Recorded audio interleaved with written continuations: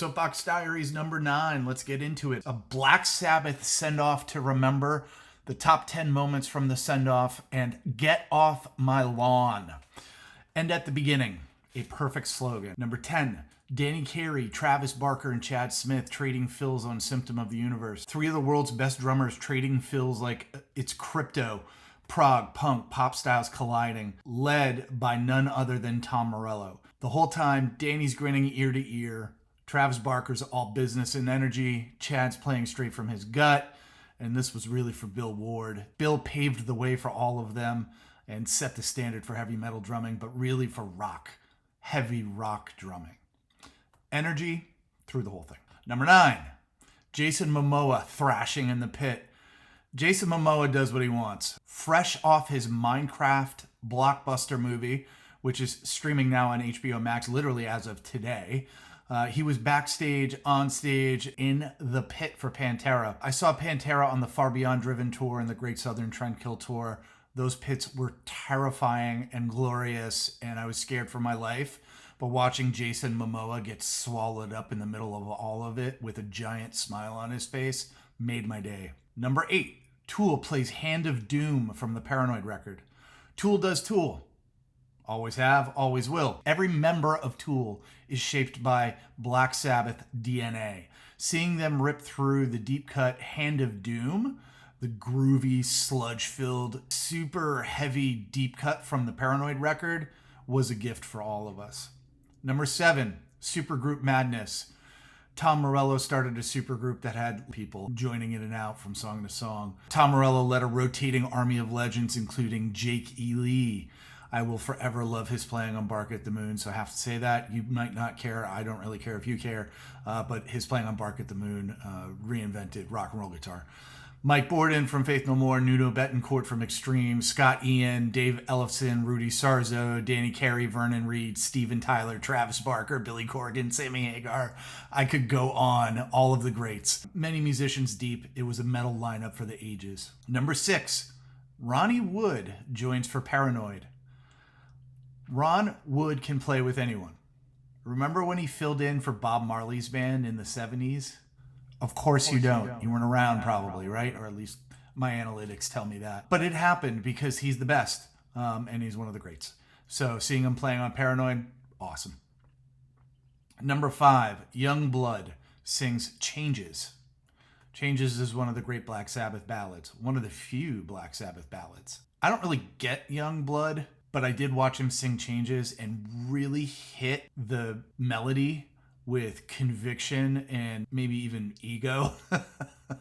But he sang it really, really well. Got to give him kudos for that.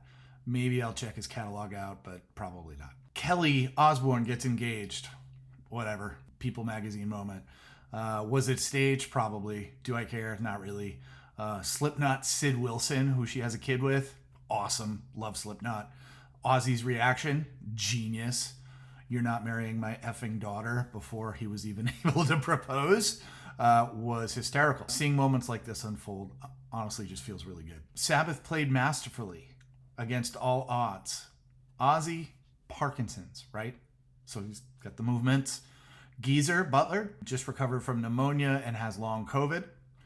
Tony has been fighting cancer for a while. Bill Ward, he's had multiple heart attacks and suffers from heart disease. That's why you saw him with like the 4-pound weight ball. He had to do a ton of exercising before they played. But they still stepped up and they delivered a masterclass in resilience and joy and played an excellent set. Somewhere out there, and I said this in the other video, there's a photo of Bill Ward and Eloy Casagrande, and Eloy's in tears. And you can't help but read from it a thank you for setting the stage for so many amazing bands, including Slipknot.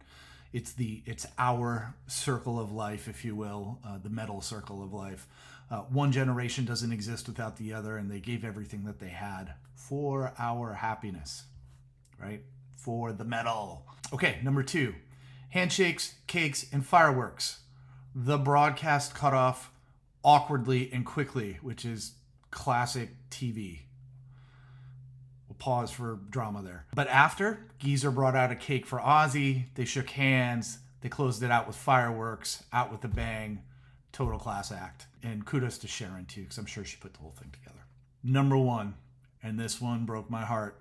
was Ozzy singing Mama, I'm Coming Home. And this one broke me, no exaggeration. Songs evolve, we grow up, meanings change, we get older. Ozzy singing through tears, his muscle memory, as somebody mentioned on one of my other platforms, his muscle memory was guiding him. You could tell he wanted to get up but couldn't. He wanted to get up and sing. He wanted to move with the crowd. It was devastatingly beautiful. Ozzy's spoken openly about his plans for when the time comes in terms of assisted suicide in Switzerland. He has a pact with Sharon, and that is legal in Switzerland. And having that like level of perspective on life and just saying, okay, it's my time. That kind of honesty was in parallel with watching him sing this song. That kind of perspective. Think about the bat biting and the ant snorting and all the lore. But that guy turned out to have more perspective on life than most people I know. Mama, I'm Coming Home was a farewell to all of us. It was a full circle moment of truth and a hard-won moment of wisdom, and at the end of the day, a moment of love.